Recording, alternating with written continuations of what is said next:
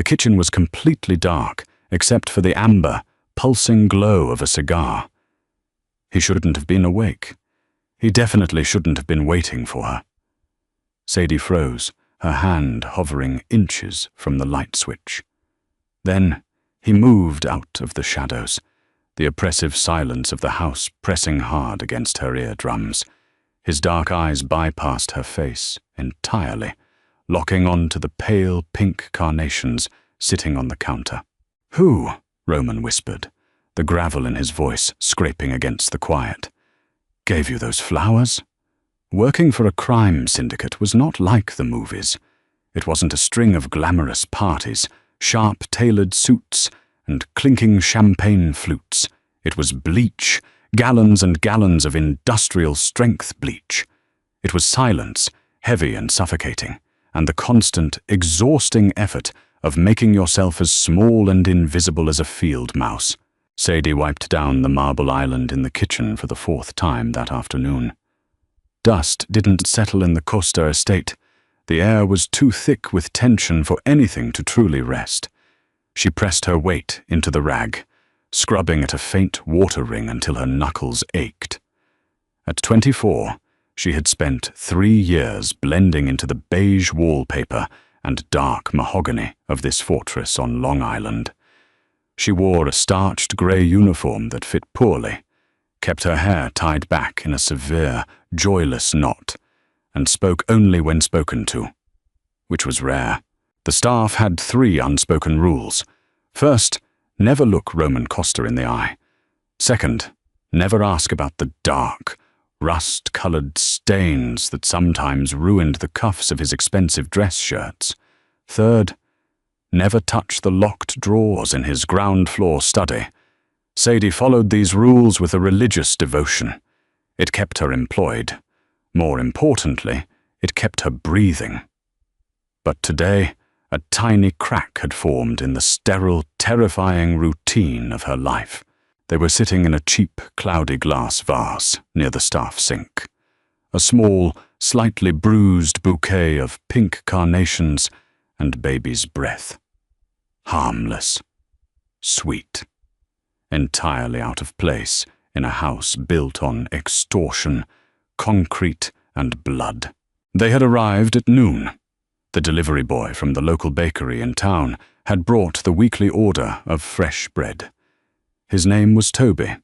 He was 19, all elbows and nervous smiles, and he had spent the last 2 months lingering in the service entrance longer than necessary. Today, he had shoved the paper-wrapped bundle of flowers into Sadie's hands, turned the color of a bruised plum, and sprinted back to his delivery van before she could even say thank you. She should have thrown them away. The Costa estate was a place devoid of color. Bringing bright pink flowers into this house felt like sneaking a bomb through security. But she hadn't. She had filled a water glass, trimmed the stems with a pair of kitchen shears, and set them on the counter. Just for the afternoon. Just to look at something that hadn't been bought with dirty money. Every time she walked past the sink, she caught a faint, peppery whiff of the carnations, and for a split second, she wasn't a maid in a mob boss's house. She was just a girl who got flowers. The fantasy shattered at exactly 6 in the evening. The heavy oak front doors opened with a deep, echoing thud. The sound reverberated through the first floor, sending an immediate electric shock of anxiety through the staff. Roman was home early. Sadie stopped scrubbing the counter. In the adjoining dining room, 2 other maids abandoned their polishing rags and practically melted into the hallways, seeking refuge in the upper floors. Sadie stayed put. If you ran too fast, you drew attention. If you stayed too still, you were an obstacle. She heard the heavy tread of his boots on the hardwood. Roman Costa did not walk. He prowled. There was a predatory economy to his movements. He never wasted a step. He was a man who carried the weight of his father's violent empire on his shoulders, and he wore the burden like a suit of armor. He moved past the kitchen archway. Sadie kept her head down, her eyes fixed firmly on the polished toe of his leather boots. She caught the smell of him as he passed, a sharp mixture of expensive bergamot cologne, stale cigarette smoke, and the faint metallic tang of copper. Rain clung to the wool of his dark coat. He didn't glance in her direction. He rarely did. To Roman, the staff were just furniture that occasionally swept the floors. "I want the perimeter locked down," Roman's voice echoed from the foyer, low and flat. He was speaking to his underboss, a hulking shadow of a man who always trailed a few steps behind. "Nobody comes through the front gate unless I clear it. If that rat shows his face again, break his knees and leave him in the driveway." "Yes, boss." "And get me a drink. Bring it to the study." The heavy mahogany door of the study clicked shut. The lock engaged with a sharp snap. The house let out a collective breath. Sadie stood in the kitchen for a long time, listening to the rain begin to lash against the reinforced glass windows. She looked over at the pink carnations by the sink. Suddenly, they didn't look sweet anymore. They looked stupid, naive. A splash of pathetic optimism in a house that ground optimism into dust. She reached out, intending to snatch them from the glass and bury them at the bottom of the trash bin under the coffee grounds. But her shift was over. Her legs ached, her head was pounding, and she was too tired to care. She left the flowers on the counter, turned off the overhead fluorescents, and retreated to her small quarters in the basement. She thought she was safe. She thought the day was done. At 2 a.m., the thirst woke her. It was a dry, scraping feeling in the back of her throat, brought on by the suffocating heat of the basement radiator. Sadie lay in the dark for 10 minutes, trying to ignore it, trying to will herself back to sleep. The basement was safe, the upstairs was not, but the thirst won. She slipped out of her narrow bed, shivering as her bare feet hit the cold concrete floor. She didn't bother grabbing a robe. She was wearing an oversized, faded grey t-shirt and loose cotton shorts. The house was a tomb at this hour. The guards were stationed outside in the rain, and Roman was surely passed out in his sprawling master suite on the 3rd floor. She crept up the back stairwell, opening the heavy fire door to the main floor with practiced, agonizing slowness to prevent the hinges from squeaking. The hallway was pitch black. She didn't turn on a light, navigating by memory and the faint grey illumination bleeding through the tall windows from the security floodlights outside. She stepped into the cavernous kitchen. She didn't see him at first. The kitchen was massive, all stainless steel and black marble, absorbing the shadows. She walked straight to the refrigerator, pulled the heavy handle, and grabbed a plastic bottle of water. She twisted the cap off, taking a long, desperate drink. Then she heard it. The faint, wet clink of ice against crystal. Sadie froze.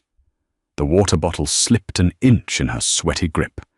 She turned her head slowly, her heart slamming against her ribs like a trapped animal. Roman was sitting in the darkest corner of the kitchen, at the small breakfast table usually reserved for the head chef. He was slouched in the chair, his long legs stretched out in front of him. The tailored suit jacket was gone. His white dress shirt was unbuttoned at the collar, the sleeves rolled up to his forearms, revealing the dark, creeping ink of his tattoos. In his right hand, he held a lowball glass of scotch. In his left, a cigar smoldered, casting a faint, demonic orange glow over his sharp, exhausted features. He was watching her. He had been watching her the whole time. "Sir," Sadie breathed, her voice cracking. She immediately dropped her gaze to the floor, heat flooding her cheeks. She crossed her arms over her chest, suddenly intensely aware of her bare legs and the thin fabric of her worn t-shirt. "I apologize. I didn't think anyone was awake. I'll leave." She took a step backward toward the hallway. "Stop." The word wasn't a shout. It was barely above a murmur, but it hit her like a physical blow. Her bare feet glued themselves to the marble tile. Roman took a slow drag from his cigar. The ember flared, illuminating the deep, dark circles under his eyes and the hard, unforgiving line of his jaw. He exhaled a thick plume of grey smoke into the dark kitchen. He didn't look at her face. His dark, heavy gaze was fixed on something to her left. "Who?" Roman whispered, the gravel in his voice scraping against the quiet. "Gave you those flowers?" Sadie blinked, her mind going blank. She looked toward the sink. The pink carnations. They were barely visible in the gloom, a greyish smudge against the backsplash. "The flowers, sir," she stammered, entirely thrown by the question. Of all the things a mafia boss could ask his maid in the middle of the night, this wasn't even on the map. Roman set his glass down on the table. The sound was deafening in the silence. He stood up. He was a massive man, standing well over 6 feet, broad-shouldered and lethal. As he closed the distance between them, the sheer physical gravity of him seemed to suck the oxygen out of the room. Sadie pressed her spine against the refrigerator door. The cold steel seeped through her shirt, making her shiver. He stopped less than 2 feet away. She could smell the scotch on his breath, bitter and sharp, cutting through the smoke. She kept her eyes trained firmly on his collarbone. "I asked you a question, Sadie." He knew her name. The realization sent a cold spike of adrenaline straight through her nervous system. In 3 years, he had never called her by her name. She had just been the girl, or you. "They were just a gift," she said, her voice shaking violently now. "From the bakery delivery boy, Toby. He brought the bread this afternoon. It was nothing, sir. I can throw them away." "Toby," Roman repeated. He rolled the names around in his mouth like a piece of spoiled meat. "The kid with the stutter who drives the beat-up Ford." He knew the delivery boy. He knew everything. Roman reached out. Sadie flinched, bracing herself, but his hand bypassed her entirely. He picked up the cheap glass vase from the counter. He held it up in the dim light, rotating it slowly. His large, calloused fingers dwarfed the fragile glass. "Pink carnations," he murmured. His tone was impossible to read. It wasn't anger, exactly. It was something colder, more calculating. "Bought from the corner bodega, probably. $3, wrapped in newspaper, and he handed them to you at my back door." "I didn't ask for them," Sadie said quickly, desperate to diffuse whatever twisted fuse had been lit in his brain. "I didn't encourage it. I swear." Roman slowly lowered his gaze from the flowers to her face. For the first time in 3 years, Sadie looked directly into his eyes. They were pitch black, bottomless, and utterly terrifying. But beneath the coldness there was a strange, vibrating tension. "He crossed my property line," Roman said, his voice dropping an octave, stepping half a pace closer. His chest brushed the fabric of her t-shirt. "He walked up to my house, and he gave something that belongs to me, a gift." Sadie stopped breathing. "Something that belongs to me. I'm just a maid," she whispered, her hands gripping the water bottle so hard the plastic crunched. Roman's jaw flexed. He looked down at the flowers in his hand, then suddenly tilted his wrist. The glass vase tipped. The water spilled over the rim, splashing onto the pristine counter, followed by the wet, pathetic slap of the pink carnations hitting the marble. He didn't break the glass. He just set it down beside the ruined flowers. He leaned in, his face inches from hers. The heat radiating off his body was overwhelming. "Nothing in this house is just anything, Sadie. Everything inside these walls is mine. The air, the floorboards, you." He reached out, tracing a single, rough knuckle down the line of her jaw. The touch burned. "Tomorrow," he said softly. You tell the guards at the gate to ban the bakery van. If I see that kid near my back door again, he won't walk away from it. Do you understand?" The carnations looked worse in the daylight. Sadie stood over the kitchen island at 6 in the morning, a damp dish rag clenched in her right hand. The stems were bent at awkward angles, the pink petals bruised shut, clinging to the wet marble where Roman had left them. She didn't put them in the trash under the coffee grounds. She shoved them deep into the industrial incinerator chute in the alleyway behind the kitchen. She wanted them gone. She wanted the memory of last night burned into ash. Her hands were shaking. They hadn't stopped shaking since she crawled back into her narrow basement bed 4 hours ago. Everything inside these walls is mine. The words played on a relentless, terrifying loop in her head. She had spent 3 years turning herself into a ghost. She knew exactly how many steps it took to cross the foyer without stepping on a creaking floorboard. She knew how to polish the silver without making it clink. She had survived by being nothing. Roman had ripped that armor away with a single, calloused knuckle against her jaw. "You look like hell," a sharp voice snapped. Sadie jumped, dropping the rag. Gordon, the estate's head chef, was marching through the swinging doors, tying a thick white apron around his waist. He was a broad, aggressively loud man who treated the kitchen like a war zone. "Didn't sleep well," Sadie mumbled, picking up the rag and turning her face away to hide the dark circles under her eyes. "Well, wake up.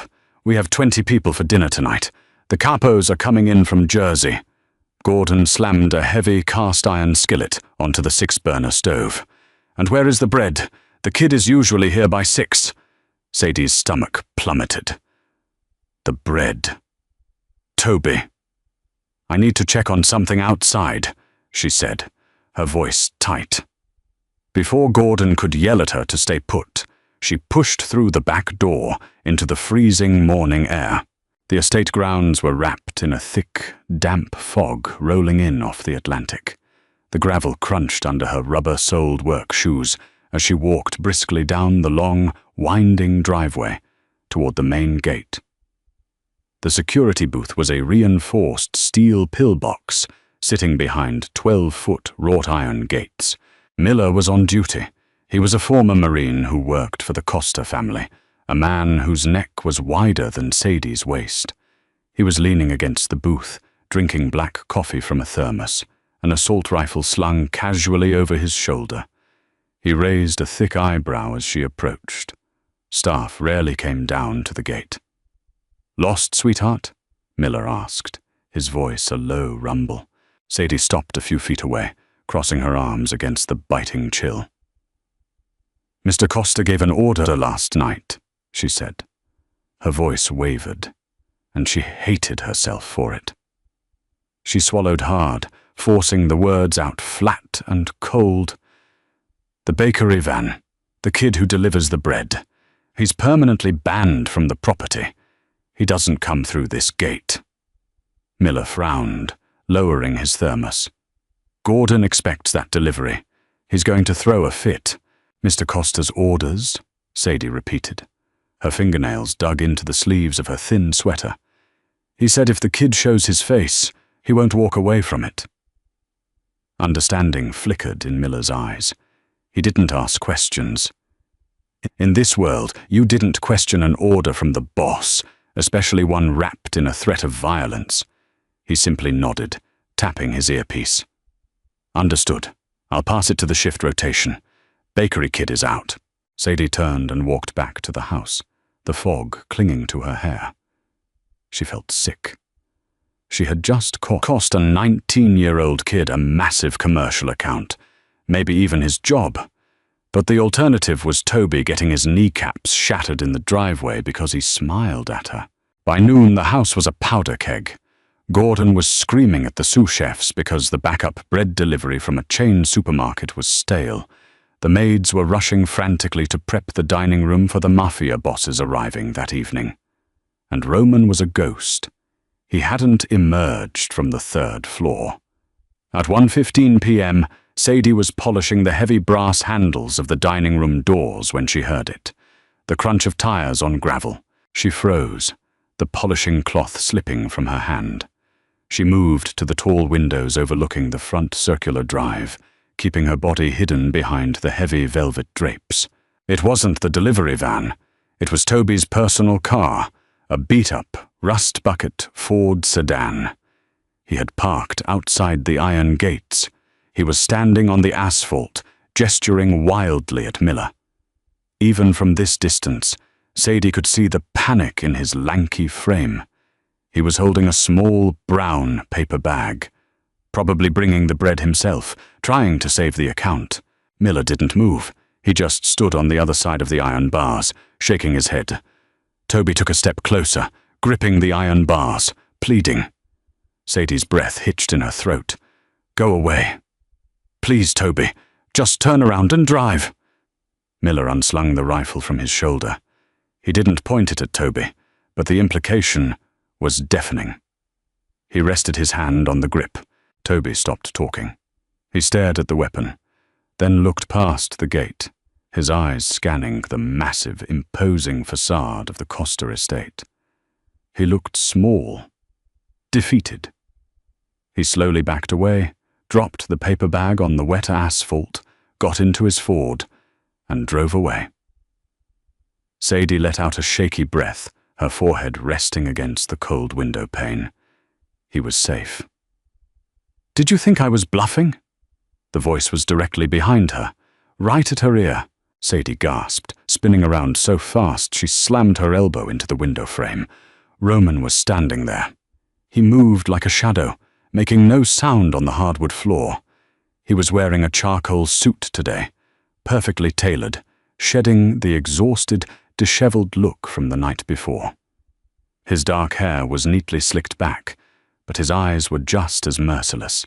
He was staring out the window, watching the taillights of Toby's car disappear down the road. "No, sir," Sadie whispered, her heart hammering against her ribs. "I didn't think you were bluffing." Roman finally looked at her. He took in her pale face, her trembling hands, the cheap grey uniform that swallowed her figure. His gaze was heavy, possessive, and suffocating. "Good," he said, his voice a low, terrifying purr. "Go to my study. Wait for me there." The study was a room Sadie was paid to clean but forbidden to occupy. It was a masculine, oppressive space situated at the back of the ground floor, overlooking the private gardens.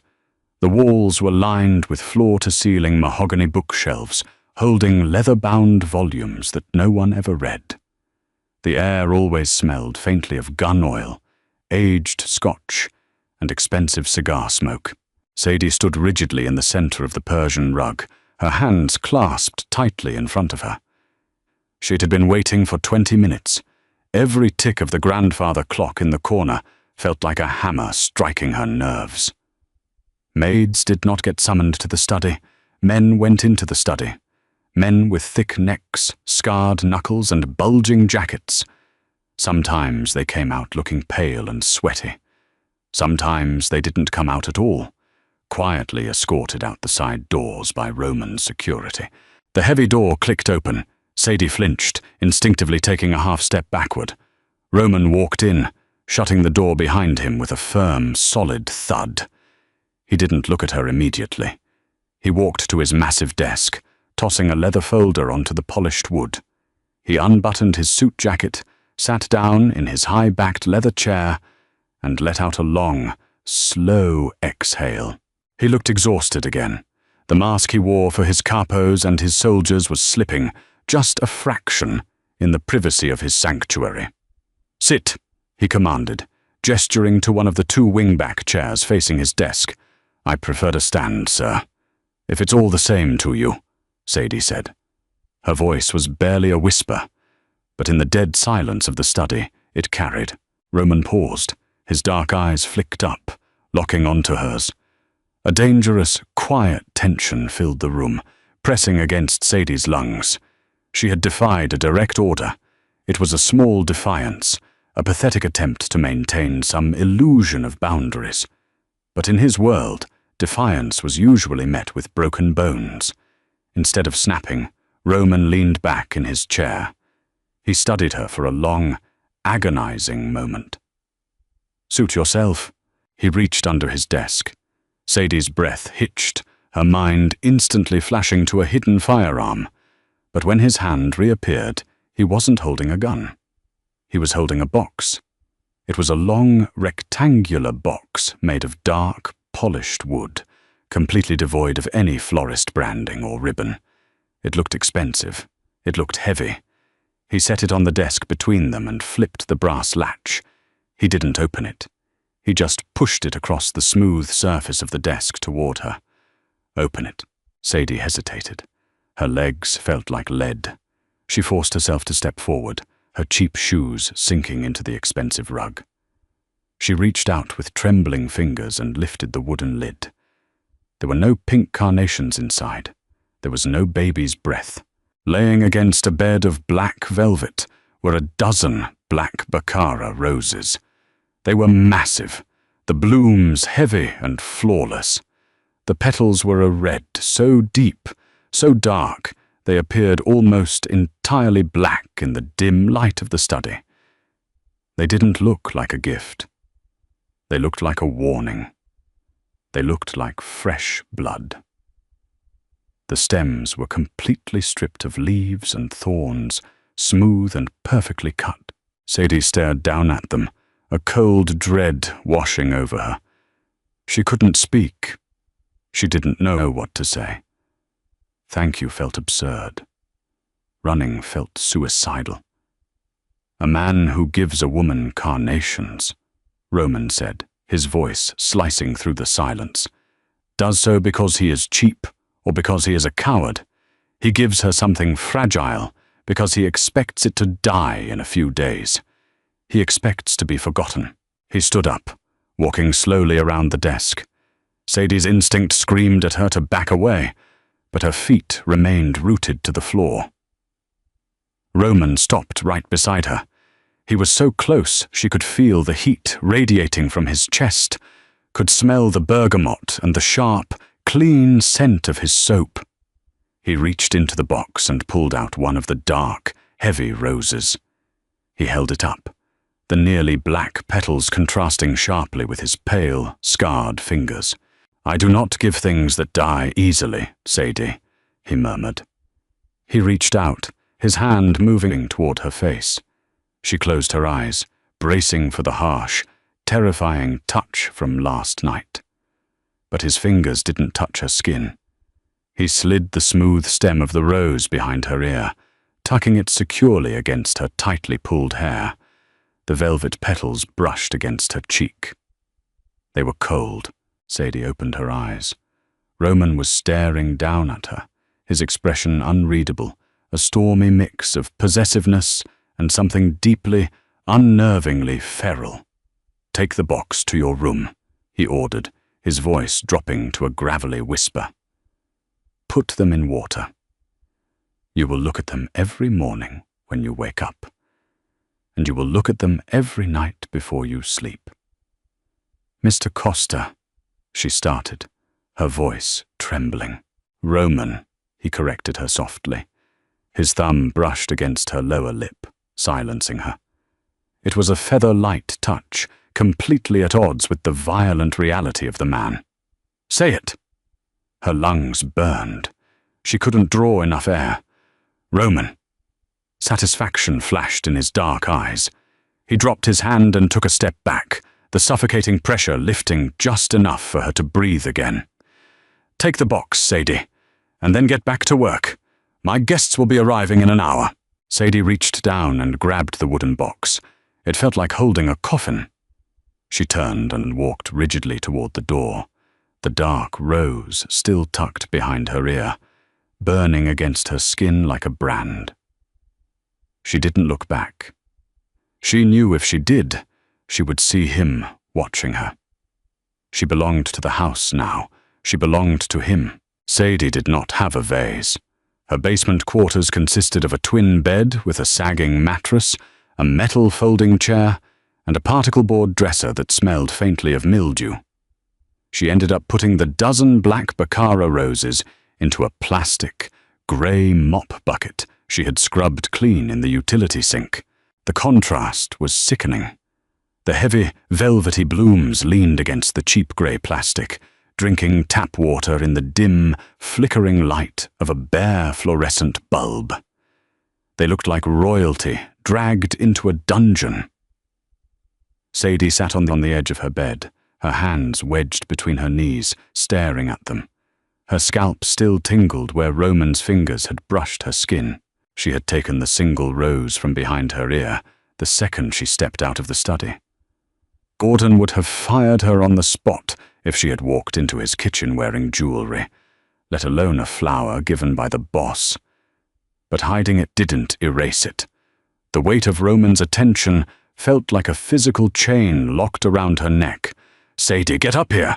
Gordon's muffled shout bled through the floorboards. She checked her watch. 7:30. The guests had arrived. She stood up, smoothed down the front of her grey uniform, and walked back up into the war zone. The dining room was a sprawling, cavernous space, dominated by a 20-foot mahogany table. Tonight, it was packed with men who wore expensive Italian wool, but possessed the blunt, heavy knuckles of street thugs. These were the capos from the New Jersey factions. They were loud, they drank heavily, they ate like starving dogs. The air was thick with the smell of roasted garlic, seared prime rib, and the sharp, stinging haze of cigar smoke. Sadie moved through the room like a ghost, carrying a heavy silver tray of empty plates. Rule number 1. Never look them in the eye. Rule number 2. Never linger. She approached the head of the table to clear a discarded bread basket. Roman sat at the absolute center of the chaos, projecting a terrifying, silent authority. He wasn't eating. He was leaning back in his chair, swirling an inch of dark red wine in a crystal glass, listening to a heavy-set man to his left complain about shipping container tariffs at the docks. Roman was wearing a black dress shirt, top 2 buttons undone. He looked relaxed. He looked lethal. As Sadie reached for the bread basket, she felt a heavy, sweaty hand clamp down hard on her hip. She froze. The silver tray in her hands rattled loudly against the wood table. "Well now," a voice rumbled. It was Dominic, a capo from Newark with a thick neck and a face violently scarred by old knife fights. He was seated 2 chairs down from Roman. Dominic didn't let go. His fingers dug painfully into her hip bone through the thin cotton of her uniform. He pulled her slightly off balance, leaning in so close she could smell the sour stench of red wine and chewing tobacco on his breath. "Costa," Dominic barked, grinning around a half-chewed piece of meat. "You holding out on us? Since when do you hire staff that look like this? The last girl you had serving us had a mustache." A few of the men at the table chuckled.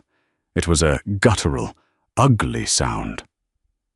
Sadie's heart slammed against her ribs. She tried to step back, to pull away smoothly without causing a scene. But Dominic's grip was iron. He dragged his thumb upward, catching the hem of her apron. "Let go," Sadie whispered, her voice shaking. It was a mistake. Maids didn't speak. "Feisty," Dominic laughed, yanking her an inch closer. "I like that. Maybe you come back to Jersey with me tonight, sweetheart. Teach you how to pour wine properly." The dining room went dead silent. The laughter choked off. The clinking of silverware stopped. The sudden absence of noise was deafening, heavier than the smoke in the air. Sadie stopped struggling. She looked up. Roman had stopped swirling his wine. He placed the crystal glass carefully on the table. He didn't look at Dominic. He didn't look at Sadie. He reached out and picked up his heavy, serrated steak knife. Without a word, Roman pressed the tip of the blade down into his porcelain dinner plate. He applied pressure. Then he dragged the steel slowly across the ceramic. Screech! The The sound was excruciating. It set Sadie's teeth on edge and sent a violent shudder down her spine. It was a high-pitched, agonizing shriek of metal on porcelain. Every man at the table flinched. Roman lifted the knife. He pressed the tip down again. Screech! He did it a third time, the terrible sound echoing off the vaulted ceiling. Then he set the knife down. He finally turned his head, locking his dark, bottomless eyes on Dominic. "Take your hand off her," Roman said. He didn't yell. The words were quiet, perfectly enunciated, and utterly devoid of emotion. But the threat hanging beneath them was absolute. It was the voice of a man who wouldn't just kill you. He would burn your house down and salt the earth where it stood. Dominic's grin vanished. The color drained from his scarred face, leaving him a sickly, greyish white. His fingers instantly uncurled from Sadie's hip, snapping back to his own lap, as if he had touched a live wire. "Just a joke, boss," Dominic stammered, wiping a napkin nervously across his sweaty forehead. "No disrespect, just a joke." Roman stared at him for 3 agonizing seconds. "She is not a joke. She is mine. If you touch her again, Dominic, I will take your hand at the wrist, and I will make you eat it." The words hung in the air, a public execution of Dominic's pride. The capo swallowed hard, nodding quickly, his eyes dropping to the table. "Get out," Roman said softly. Sadie didn't wait for clarification. She turned and practically bolted through the swinging kitchen doors, the silver tray clutched to her chest like a shield, gasping for air as if she had just surfaced from drowning. It was 2:30 in the morning. The capos had left hours ago. The house had settled into its familiar, oppressive quiet. Sadie stood at the industrial stainless steel sink in the kitchen, her hands submerged in scalding, soapy water. She was washing the crystal wine glasses from the dinner service. Gordon and the other maids had gone to bed at midnight, but Sadie couldn't sleep. Every time she closed her eyes, she felt Dominic's heavy hand on her hip. Worse, she felt the terrifying weight of Roman's words. "She is mine." She scrubbed a dark red wine stain from the rim of a glass, her knuckles white. He hadn't protected her. He had marked her. In front of 20 of the most dangerous men on the East Coast, Roman Costa had claimed a maid as his personal property. The heavy kitchen door pushed open. Sadie didn't jump this time. She just closed her eyes for a brief second, took a steadying breath, and kept scrubbing the glass. She knew his footsteps. She knew the exact cadence of his heavy boots against the marble floor. Roman walked to the counter beside the sink. He dropped a half-empty bottle of scotch onto the surface with a heavy thud. He was missing his jacket and tie. His white undershirt was visible beneath his unbuttoned dress shirt. There was a smear of dark, rusty blood on his left cuff. He leaned against the counter, crossing his arms over his chest, watching her profile. Sadie didn't acknowledge him. She picked up another glass, plunged it into the hot water, and began scrubbing. The silence stretched between them, thick and vibrating. "You're angry," Roman finally said. His voice was rough, sandpaper on wood, exhausted from hours of posturing and veiled threats. "I am working," Sadie replied flatly. She kept her eyes on the suds. "You're scrubbing a clean glass, Sadie. You've been washing the same piece of crystal for 3 minutes." She stopped. Her shoulders dropped. She carefully set the glass on the drying rack, pulled her hands out of the scalding water and dried them on a towel. She turned to face him. The fear was still there, a cold knot in her stomach, but it was being smothered by a sudden, reckless wave of exhaustion. She was tired of being a ghost. She was tired of being terrified in her own skin. "You put a target on my back tonight," Sadie said, her voice shaking, but she held his gaze. "Those men. They talk. By tomorrow morning, Half of the families in New York are going to know that the untouchable Roman Costa lost his temper over a maid. Roman's expression didn't change. He simply reached out, grabbed the bottle of scotch, and took a long drink straight from the neck. He swallowed, his Adam's apple bobbing. "Let them talk." "You don't get it," she snapped, stepping closer, closing the distance between them. It was the first time she had ever moved toward him willingly. "I survive in this house by being invisible. If I am invisible, I am safe. Dominic touched me because I am a nobody. But you told him I belong to you. You do." The words hit her like a physical strike. "I am an employee, Mr. Costa. I scrub your floors. I wash your blood out of the rugs. You pay me $400 a week. That buys my labor. It does not buy me." Roman's eyes darkened. The air in the kitchen suddenly felt too thin to breathe. He set the bottle down and pushed off the counter. He closed the remaining gap between them in a single stride, backing her up against the edge of the deep sink. He didn't touch her. He didn't have to. The sheer physical dominance of his frame caged her in completely. "Do you think I care about the money?" he asked, his voice dropping to a dangerous, intimate whisper. "Do you think a paycheck is what binds you to this house?" "Then what is it?" She shot back, her chest heaving, the adrenaline making her reckless. "Why the flowers? Why the display in the dining room?" "I am nothing to you." Roman leaned down. His face was inches from hers. She could see the faint, silvery scar cutting through his left eyebrow. She could smell the scotch and the copper tang of blood clinging to his clothes.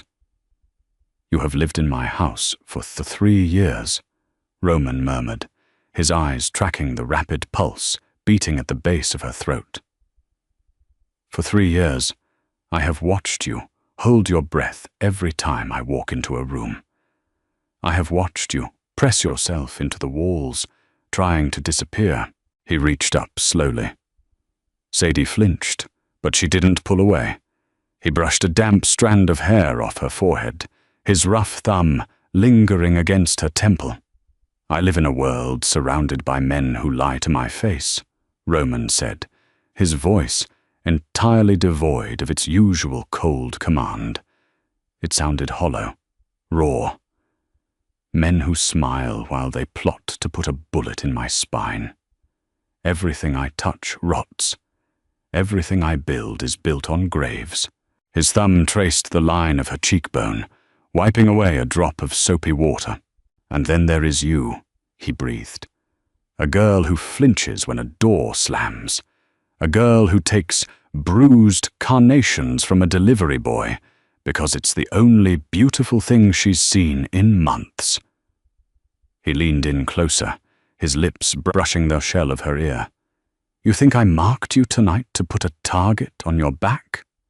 I marked you so every rat in that room knows that if they even look at you too long, I will end their bloodline. You aren't invisible anymore, Sadie. You are the only real thing in this godforsaken house, and I am keeping you." The shift in the house happened overnight. It wasn't a loud, formal announcement. It was a terrifying, suffocating silence that settled over the staff the moment Sadie walked into the kitchen the next morning. She was running late. She had barely slept, spending the remaining hours of the night staring at the cracked ceiling of her basement room, the heavy scent of the black baccara, roses filling the cramped space. When she pushed through the swinging doors at 6:30, bracing herself for Gordon's usual tirade, the kitchen was dead quiet. Gordon was standing at the butcher block, aggressively breaking down a side of beef with a heavy cleaver. He stopped mid-swing when she entered. He didn't yell. He didn't tell her she looked like a corpse. He simply wiped his bloody hands on a towel, cleared his throat, and looked away. "Morning," Gordon muttered, his eyes fixed firmly on the floor tiles. Sadie froze. Gordon never said good morning. He barked orders. He threw wooden spoons. "I'm sorry I'm late," Sadie said, her voice sounding entirely too loud in the cavernous room. "I'll start the coffee and get to the dining room." "Take your time," Gordon replied stiffly.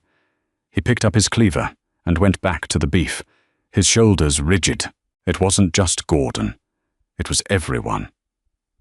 When Sadie went to the linen closet to gather fresh rags, Maria, a maid who had worked at the estate for 10 years, practically flattened herself against the wall to let Sadie pass. Maria didn't make eye contact. She kept her chin tucked to her chest, her hands clasped nervously in front of her apron. They knew. In a house built on secrets, whispers moved faster than electricity. They knew what Roman had done in the dining room. They knew he had put a knife to his own dinner plate to threaten a capo over a maid. To the staff, Sadie was no longer a co-worker. She was radioactive. She was the boss's property, a walking trigger that could get any of them fired or killed if they looked at her wrong. The isolation was immediate, and it was crushing. Sadie spent the first half of her shift moving through the house in a daze, dusting the same mahogany tables she dusted every day, but the mechanics of her life had fundamentally fractured. She was a ghost who had suddenly been made entirely, dangerously visible. By noon, the quiet panic in her chest had morphed into a hard, desperate need for air. She couldn't breathe in the house. Every time she rounded a corner, she expected to see Roman's dark, heavy gaze waiting for her. She walked back into the kitchen. Gordon was plating a light lunch for the guards. "Gordon," Sadie said, keeping her voice steady. "We are out of the heavy silver polish. The dining room credenza needs a second coat before the weekend. I'm going to take the staff car and go into town to get some." It was a test. The staff car was an old Honda parked near the service entrance. Maids frequently took it to the hardware store or the local grocer for last-minute supplies. Gordon stopped plating. He set down his tongs, a bead of sweat rolling down his red face. He looked painfully uncomfortable. "No need. I'll have one of the security boys run out and get it." "They don't know the right brand," Sadie countered, taking a step closer to the butcher block. "It's fine.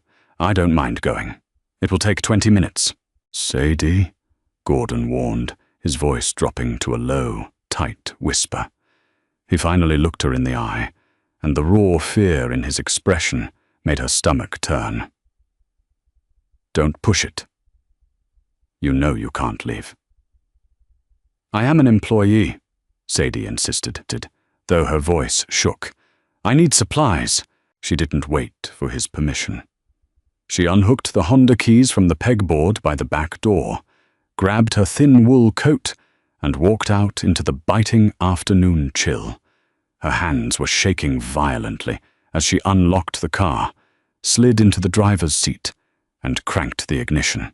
She drove slowly down the long, winding driveway. The heavy canopy of oak trees blocked out the pale winter sun, casting long, skeletal shadows across the asphalt.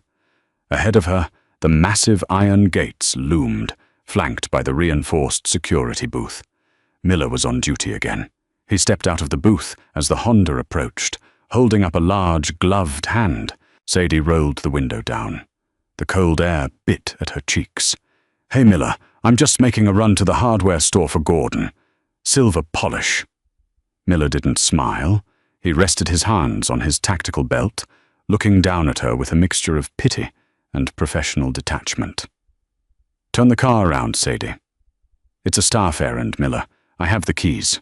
"The keys don't mean a damn thing," Miller said flatly. "Mr. Costa updated the perimeter protocols this morning at 0600. No unauthorized vehicles in or out. And you are specifically flagged." Sadie gripped the steering wheel, her knuckles turning white. "Flagged? What does that mean?" "It means you don't go past the iron," Miller replied, his voice softening just a fraction. "Not in a car. Not on foot. Not unless the boss is standing right beside you. I have strict orders, sweetheart. If you try to drive through this gate, I have to deploy the spike strip. Turn the car around. The finality in his tone left no room for argument. Sadie stared at the heavy iron bars of the gate. Beyond them lay the quiet, normal street. A world where people bought pink carnations and worried about traffic and electricity bills. It was right there, 50 feet away, and it was completely unreachable. She swallowed the hard lump of panic rising in her throat, put the car in reverse, and backed slowly up the driveway. She wasn't just marked. She was caged. Sadie didn't return to the kitchen. She parked the Honda near the service entrance, left the keys in the ignition, and walked straight toward the west wing of the estate. The fear that had kept her invisible for 3 years was gone, burned away by a sudden, blinding fury. She found him in the greenhouse. The glass structure was attached to the back of the house, a sprawling, humid jungle of exotic orchids, ferns, and heavy vines imported from South America. Roman's father had built it for his wife decades ago. Now it was just another quiet place for Roman to conduct business he didn't want bleeding into his home. The air inside was thick, smelling of wet earth and blooming jasmine. Sadie pushed through the heavy glass doors, the humidity instantly dampening her skin. Roman was at the far end of the greenhouse, standing at a wooden potting table. He had stripped off his suit jacket and tie, wearing only his dress trousers and a white shirt with the sleeves rolled up to his elbows. He was carefully trimming the dead leaves off a sprawling fern with a pair of silver shears. He didn't look up when the door slammed shut. He already knew she was there. "I tried to leave," Sadie said, her voice echoing sharply against the glass panes. She marched down the center aisle, her rubber-soled shoes slapping aggressively against the wet stone floor. "I know," Roman replied, his tone conversational. Snipping a browned leaf, he tossed it onto the damp floor. "Miller radioed me the second you put the key in the ignition. He said you wanted silver polish." Sadie stopped a few feet away from the table. Her chest was heaving, her hands balled into tight fists at her sides. "You made me a prisoner." Roman set the shears down. He slowly picked up a white towel from the bench and wiped the dirt from his hands. He turned to face her, leaning his hips against the edge of the wooden table. He looked entirely calm, a maddening contrast to the storm raging inside her.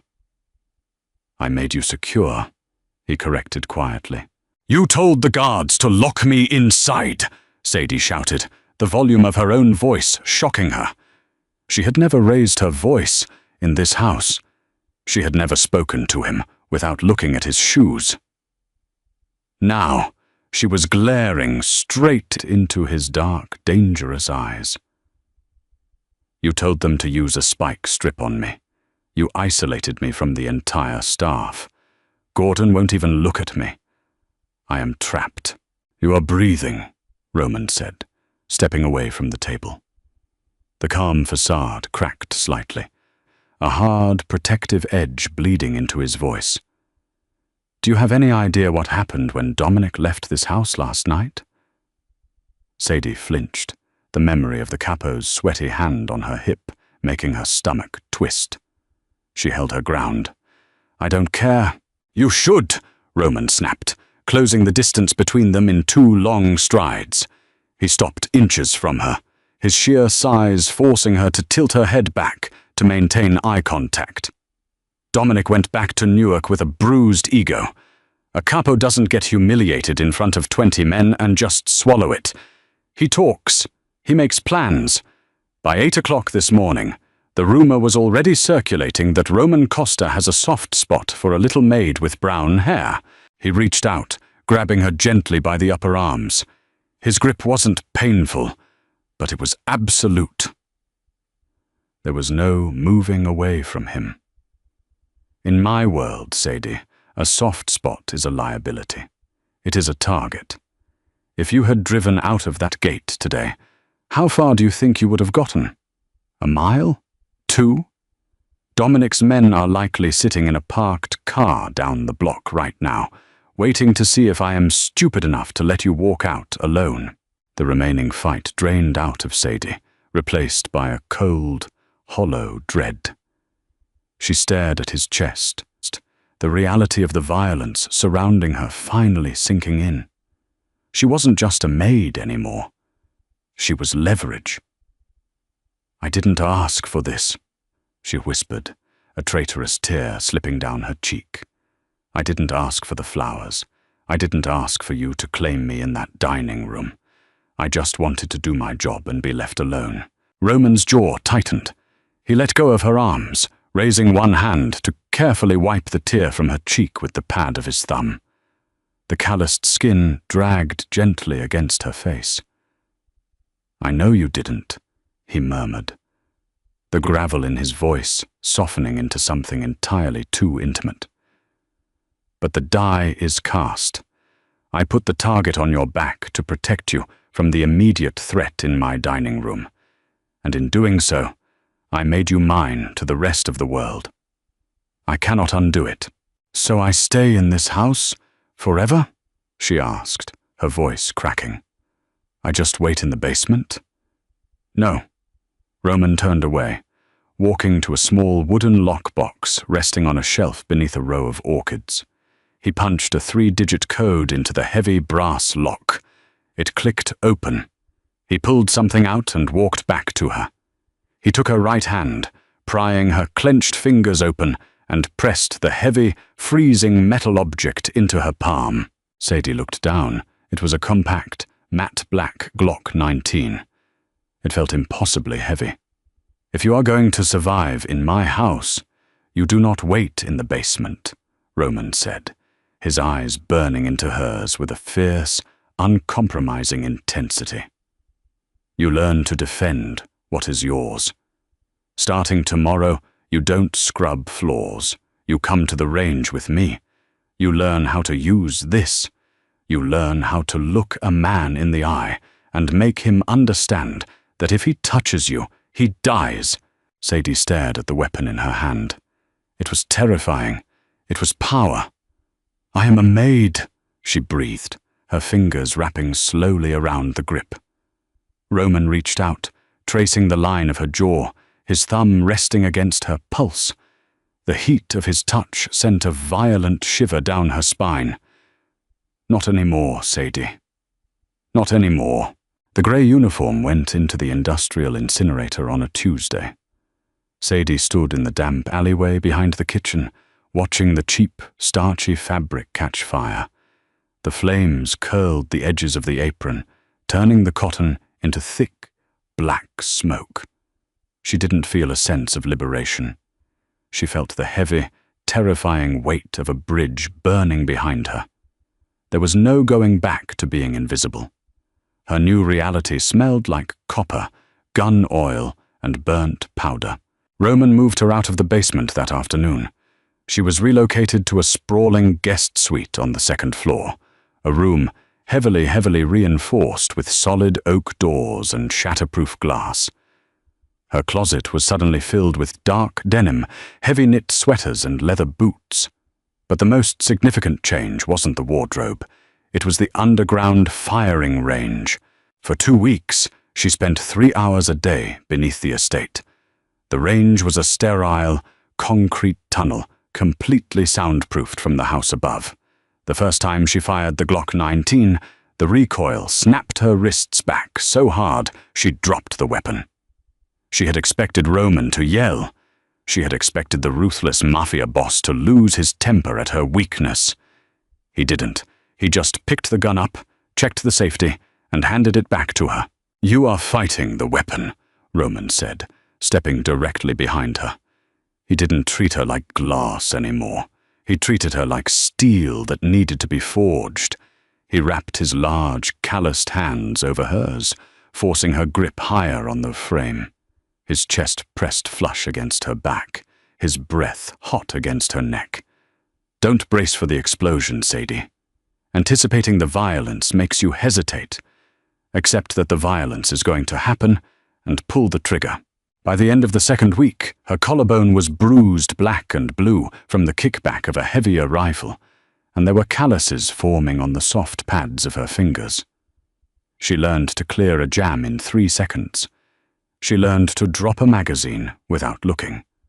Most importantly, she learned to shoot with both eyes open. The staff treated her like an active explosive. Gordon stopped speaking to her entirely. Miller nodded respectfully when she walked the grounds. She was no longer the maid who needed saving. She was the boss's shadow. The test came on a Thursday night. It was pouring rain, the kind of torrential downpour that turned the estate grounds into a muddy swamp and masked all sound. Sadie was awake at 2 a.m. She was sitting in the dark in her new suite, a glass of water on the nightstand, the Glock resting cold and heavy on her thigh. She couldn't sleep. The house felt wrong. The air pressure in the hallway had shifted. She stood up, her bare feet silent on the thick Persian rug. She gripped the pistol, her thumb resting on the safety. She crept out of her room and moved down the sweeping main staircase. The security detail was supposed to be rotating shifts, but the foyer was completely empty. A faint draft cut through the stale air of the ground floor. It smelled like wet pavement. Sadie moved toward the kitchen. She didn't turn on the lights. She used the shadows, pressing her back against the cool plaster of the hallway, exactly the way Roman had taught her to clear corners. She reached the archway of the kitchen and stopped. The heavy back door was ajar. The reinforced glass pane near the handle had been cleanly removed, completely bypassed without triggering the alarm. Standing by the stainless steel island was a man. He wasn't one of Roman's guards.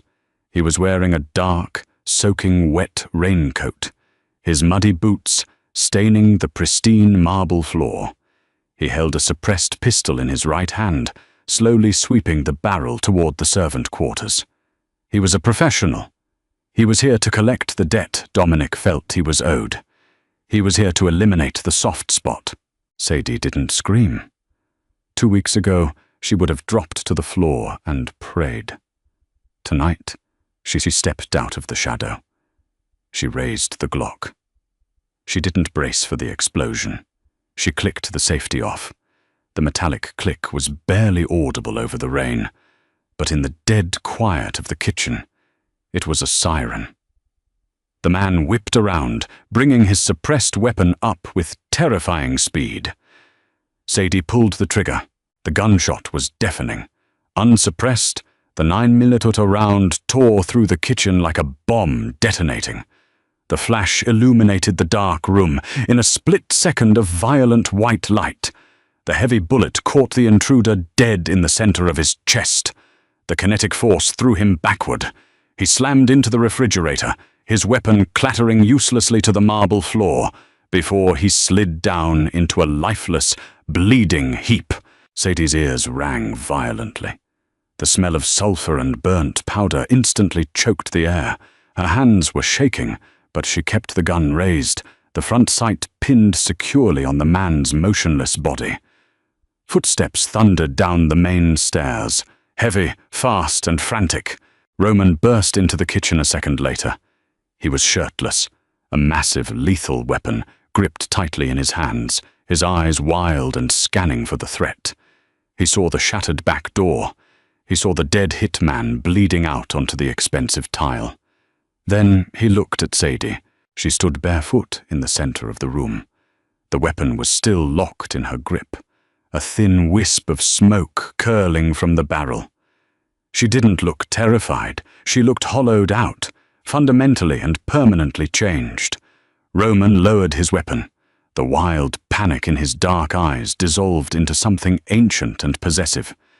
He walked slowly across the kitchen, stepping over the spreading pool of blood without a second glance, until he stood right in front of her.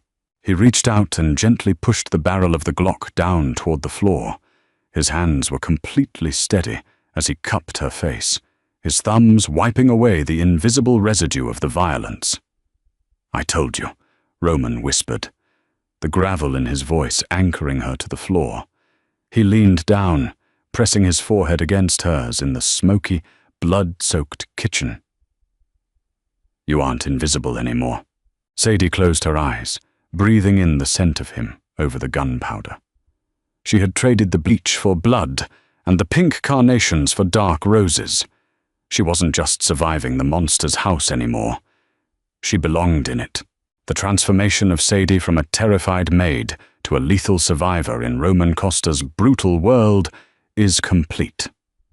She traded bleach for gunpowder and fear for power. This dark, gripping Mafia romance proves that sometimes the only way to survive the darkness is to become part of it, claiming your own space among the monsters. If you enjoyed this intense, pulse-pounding story, please hit that like button, share this video with your friends, and subscribe to the channel for more immersive audio dramas. Turn on notifications so you never miss a new upload, and leave a comment sharing your favorite moment from the series.